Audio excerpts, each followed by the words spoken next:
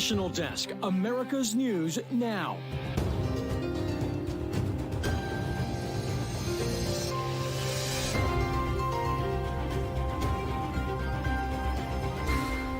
"22 years removed from the worst attack ever on United States soil, we remember the victims and the heroes that have defined the nation for a generation. Their actions unquestionably saved untold number of lives and preserved the U.S. Capitol, the symbol and the center of our democracy." Hurricane Lee turns north off the East Coast, where it's headed, and could a landfall be in its future? Plus, an escaped murder convict breaks police perimeter after an almost 2-week search. How police are responding. I know this is an extremely stressful time for the community. We are doing everything possible to bring this to a successful resolution. This is the National Desk, America's News Now. I'm Amira David. You are taking a live look over the New York City skyline, a skyline forever changed 22 years ago when the Twin Towers that once stood tall were tragically brought down. Nearly 3,000 lives lost in New York City and at the Pentagon and also in Pennsylvania. This anniversary, like in each one past, the names of the dead were read out loud. Richard Anthony Aceto. Heinrich Bernard Ackerman. Paul Aqua Viva. As the nation paused briefly, 2 Congress members made a huge push to make 9/11 a day of deeper remembrance and purpose. Today, introducing a bipartisan bill that would mark September 11th as a federal holiday. Congressman Brian Fitzpatrick and also Congressman Josh Gottheimer introducing the Patriot Day Act, a way to never forget those who made the ultimate sacrifice, including the hundreds more who paid a price in the rescue and cleanup efforts. Dust at the World Trade Center has been linked to cardiovascular disease, respiratory disease, and cancers. Those illnesses have claimed the lives of an additional 341 New York firefighters, paramedics, and civilian staff. Their names are memorialized on the FDNY World Trade Center Memorial Wall. 43 names were added just last week. Let's turn now to a hunt for a convicted killer. Sweeping search now in its 12th day. Danilo Cavalcante, who escaped from Chester County Prison in Pennsylvania, continues to evade police capture. Caught on camera this weekend with an altered appearance. You can take a look at these images right here. This is footage from a doorbell camera from Saturday night. You can see Cavalcante appearing clean shaven, no facial hair. He's also managed to change out his clothing. Here, authorities say he was seeking out help from a former co-worker. He was later spotted at the home of another former colleague. Those individuals were not home at the time, and authorities say they immediately contacted police. By Sunday, investigators discovered Cavalcante using a stolen vehicle, which he drove about 30 minutes north before abandoning it. Authorities admitted today that Cavalcante breaking through their search perimeter has been a setback, forcing them to rethink their strategy. The investigation has shifted. Unfortunately, we don't have a containment area right now, so that's another, another concern and another challenge. Cavalcante is considered extremely dangerous. In addition to stabbing his former girlfriend to death, he's also wanted in Brazil for a homicide. Authorities continue to remind Pennsylvania residents to keep their homes and cars locked as the search continues. Weather-wise, we continue to track Hurricane Lee, still looming in the Atlantic, and now a Category 3 storm. Lee continuing to bring very, very dangerous surf and rip currents to parts of the Caribbean islands. The U.S. East Coast will be impacted this week, starting in the southeast. Still too soon to determine how exactly disruptive it's going to be on the northeast coast. Former President Trump, meantime, he wants a new judge to oversee his election subversion case in Washington. Today, he asked Judge Tanya Chutkan to recuse herself, claiming her past statement disqualifies her. The filing says Chutkan called the January 6th attack an attempt to violently overthrow democracy. Mark Meadows has filed for an emergency stay in the Georgia election interference case against him. On Friday, Meadows lost his chance to move his trial to a federal court, but he's appealed that decision. So that means if he were to be tried on October 23rd, he could be convicted in the state court before his appeal is ever heard. Fulton County has until tomorrow to respond. And New Mexico officials now calling for the governor's impeachment after she issued a temporary ban on firearms through a public health emergency order. The rule even applies to those with open and concealed carry permits. Here's national correspondent Kayla Gaskins. New Mexico Governor Michelle Lujan Grisham imposing a 30-day ban on guns in public places in and around Albuquerque. The move, a response to recent shooting deaths of 2 children. It is time to declare an end to this kind of violence. It is, in fact, an epidemic. Grisham testing the limits of her power, sparking a debate over the constitutionality of the order. She has no authority to do this. This is not by any sort of objective measure a public health emergency above and beyond the normal sort of day-to-day typical problems that you have in a city. New Mexico resident Randy Donk filing a lawsuit against the governor, arguing she's blatantly violating the Second Amendment. We spoke with Gun Owners of America, the group representing Donk in his fight. The governor has basically acted as a dictator and has tried to vacate and denounce anyone from legally defending themselves. This is tantamount to tyranny. Even strong supporters of gun control say the governor went too far. Democratic Congressman Ted Lieu from California tweeting, "No state in the union can suspend the federal constitution." To which Grisham fired back, "Hey Ted, conceal and open carry are state laws that I have jurisdiction over." Staunch gun control activist David Hogg, who survived a mass shooting at his high school, Marjorie Stoneman Douglas, in 2018, tweeted, "There is no such thing as a state public health emergency exception to the U.S. Constitution."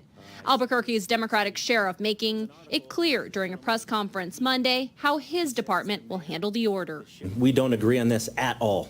This is unconstitutional, and we're not enforcing it. And now, despite the sheriff's comments, a spokeswoman for the governor saying state police will enforce this order and issue citations for all who violate it. And Kayla, Governor Grisham's actions are receiving a lot of criticism. No surprise there. Is anyone coming out in support of the order at this point? Well, Amira, there is some support within the state of New Mexico. A group called New Mexicans to Prevent Gun Violence has actually praised the governor's actions here, saying if this order saves even one life, it'll be worth it. Amira. All right, Kayla Gaskins in Washington, D.C., thank you for that report. Today, a judge heard arguments over language on a petition to reinstate the right to abortion on next year's state ballot. The language in question says, in part, do you want to amend the Missouri Constitution to allow for dangerous, unregulated, and unrestricted abortions from conception to live birth without requiring a medical license or potentially being subject to medical malpractice? Abortion rights supporters say it's biased against abortion as an effort to sway opinion. Missouri Secretary of State Jay Ashcroft says the language is accurate. The judge has promised to rule quickly after today's trial. Also today, Atlanta officials declined to verify tens of thousands of signatures activists gathered to force a vote on the construction of a controversial public safety training center dubbed Cop City. After the signatures were turned in, officials said the organizers missed the deadline of August 21st. The deadline had previously been extended to September, but a court paused that order's enforcement on September 1st. The FDA has given the green light to updated COVID vaccines from Moderna and Pfizer. They are both officially approved for people 12 years and older and authorized under emergency use for people 6 months through 11 years old. Both drug makers say the vaccines are effective against the current circulating variants. New tonight, a prisoner swap between the U.S. and Iran confirmed. 5 American citizens detained in Iran will now be released, as well as 5 Iranian citizens held in the U.S. The U.S. has also issued a waiver for international banks to transfer $6 billion in frozen Iranian funds from South Korea to Qatar without U.S. sanctions. The prisoners could be released as early as next week. And the impeachment trial against Texas Attorney General Ken Paxton, that continues for a 5th day now. Paxton faces abuse of power charges, but he has denied wrongdoing. Another of Paxton's former aides testified after accusing him of misusing his office to help a donor. The trial could go to the jury, the Republican-controlled state Senate, this week. Rescuers could have American cave diver Mark Dickey out of a Turkish cave as early as tonight or tomorrow morning. Turkey says crews are working to get Dickey to 100 meters from the surface. After he has rested, crews say they will get him out. The cave researcher fell ill with gastrointestinal bleeding more than a week ago and more than 1,000 meters below ground. Coming up, a United Auto Workers strike could be days away, but there are signs of some progress. What we know about a new offer. Then lawmakers are prepared to address a rise in juvenile crime in Maryland, the changes officials want them to make. Plus, America's fentanyl crisis is not just a big city problem. How the issue has sparked new discussion about federal intervention. We'll be back in 90 seconds.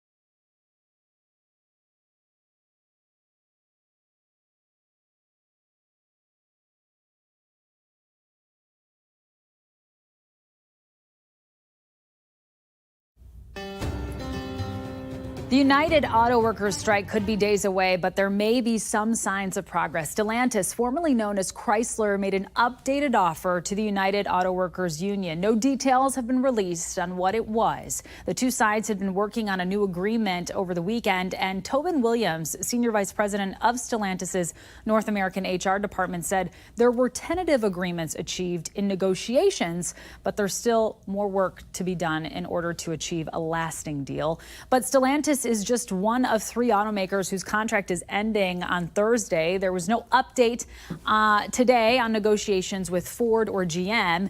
Union President Shawn Fain said today, when the CEOs are ready to make a serious offer, we'll be there day or night. In the meantime, UAW is getting ready for a strike come Friday. They posted a sign-up letter online for the actual strike, as well as pictures of practice picket lines. The contract for all 3 auto manufacturers ends Thursday night at 11:59 p.m. There are about 75 million Americans who were born after 9/11. National correspondent Atra Al-Nashar reports on the work now being done to keep the memories of victims alive for the latest generation. The nation marking 22 years since the terrorist attacks that took the lives of nearly 3,000 people. Today, we've had a national tragedy. 2 airplanes have crashed into the World Trade Center in an apparent terrorist attack on our country. The attacks traumatized millions and caused years of illness for many of the first responders and ordinary people who rushed toward danger to help at the World Trade Center, the Pentagon, and Shanksville, Pennsylvania. Yearly rituals to honor and remember the victims held at those three sites Monday morning. I'm especially moved to be here with the family members of those we lost, with the survivors of the attacks, and with the first responders. For an entire generation of young Americans, 9/11 isn't a memory. It's a chapter in history they weren't alive yet to see. We have 75 million Americans who have no living memory of the day. DONNA GIBSON, executive director of Friends of Flight 93 National Memorial, says that's why her group is holding a National Day of Learning with the National Park Service to keep the story of 9/11 alive and relevant. Hopefully, by learning about what happened on 9/11 and seeing that as bad as it was, we overcame it and we came out on the other end a strong America, I believe. Teaching lessons, she says, of hope and heroism. This year, we once again saw many children participate in the readings of the names of the victims. It's a list that is still growing 22 years later. Using advanced DNA testing, just last week, officials were able to identify 2 more victims of the attacks, and another 43 names have been added to a list of New York first responders who've died of 9/11-related illness. In Washington, I'm Atrell Nashar. The American Red Cross says we are facing a national blood shortage following back-to-back disasters. Low blood supply levels are a threat to patients with emergency blood needs. Donors with all blood types are encouraged to donate, but there is an emergency need for type O blood and platelet donors. Hurricane Lee could also impact the ability to collect blood.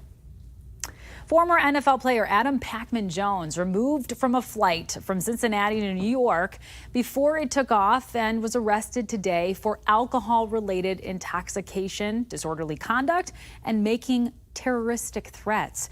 2 hours after being booked, he spoke with reporters adamantly, stating he was not drunk and that all he did was ask to move his seat because of a broken USB outlet.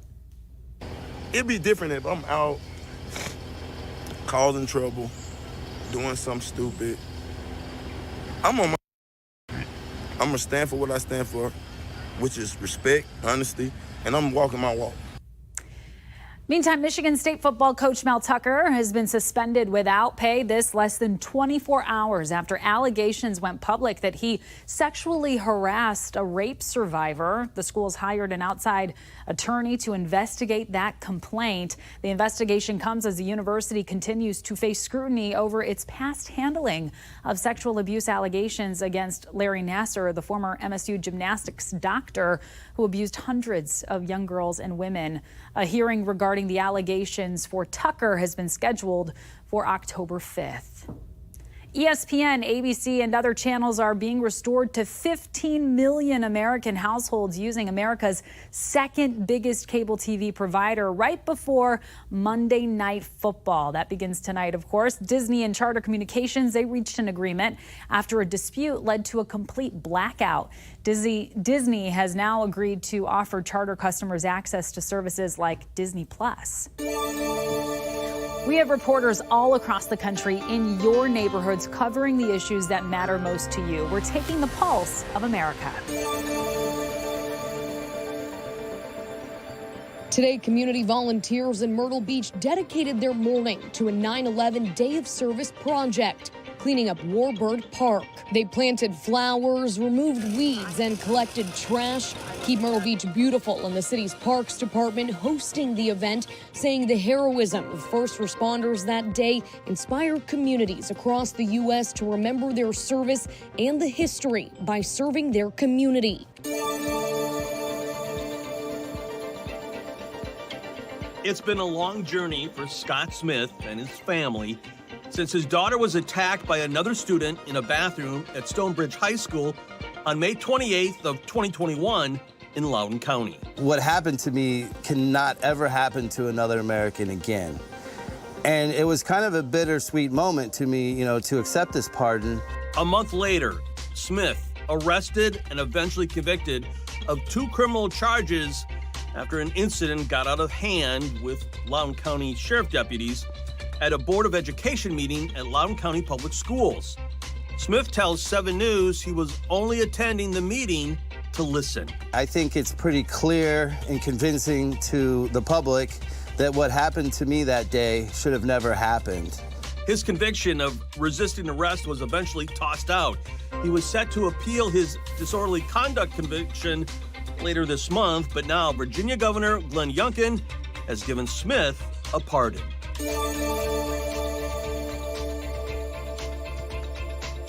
I think everybody recognizes that we need to do something. A House committee hearing Wednesday could set the stage for what lawmakers will do to address a rise in juvenile crime across Maryland. A top prosecutor is raising constitutionality concerns with a current law limiting how police can question juveniles. Lawmakers want to change a law that prevents anyone 13 and younger from facing certain nonviolent charges.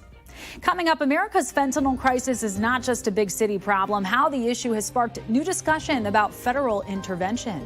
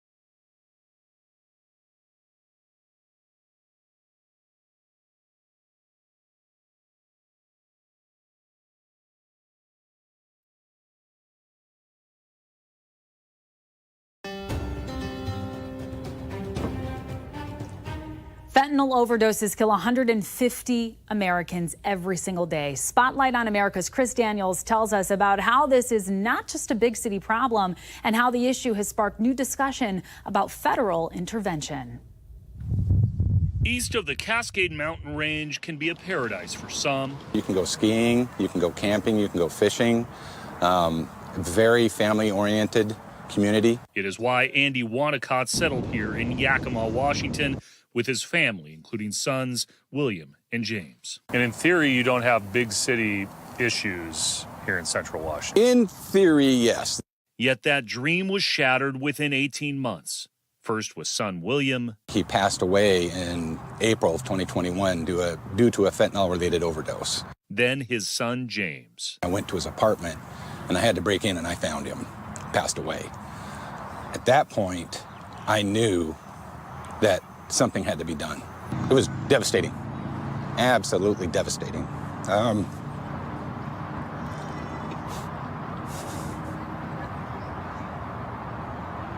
Really rocked our world, really, really intensely. He lost half of his family to drug overdose, fentanyl. Congressman Dan Newhouse represents Central Washington and the state's 4th district. Told me we've got to do something more than what we've been doing. He introduced a bill in Congress earlier this year, named after the Wanacotts, to enhance penalties for fentanyl dealers, including life imprisonment in cases involving a death. And your bill is just focusing on enforcement. We decided that one thing that seems to be lacking was true consequences for people that sell fentanyl. It's a complicated issue. I don't think we're going to solve the problem just by attacking one part of it. So we have come to the realization that we've got to be broader. Yakima County's sheriff tells me that 80% of overdose deaths this year have been related to fentanyl. Some people call it victimless crime. It's not victimless. It affects the users, it affects their families, it affects everyone who lives in a community that is rampant with drugs. The quality of life can plunge. Yakima County Sheriff Robert Udell is now part of a task force launched by Newhouse earlier this year. But Udell suggests tougher laws in his county will only do so much. We can't arrest our way out of it. To truly get somebody off of drugs, it's not a 30-day program. It could be a year or 2 years of pretty intensive of care, and even that parachute at the end when they're living on their own, in an apartment, to make sure they don't go back to that lifestyle. That costs a lot of money. We lost over 100,000 people in the last year due to drug overdoses, and that's largely from fentanyl. That's more people than we lost in the entire Vietnam War. So absolutely, this is a crisis we've got to face. What's your timeline for having an actionable plan? I'm hopeful that we can, within a year. Wanacott has now made the issue his personal crusade to help others avoid a tragedy like the one in his family. This isn't just a big city problem. No, it is absolutely not. Fentanyl doesn't care how much money you make. It doesn't care about the color of your skin. It doesn't care about age. It doesn't care if you're a cowboy in the middle of Nebraska or a reporter in Seattle. It does not care. You're going to be impacted by it if you haven't yet already. It is an indiscriminate killer. For Spotlight on America, I'm Chris Daniels.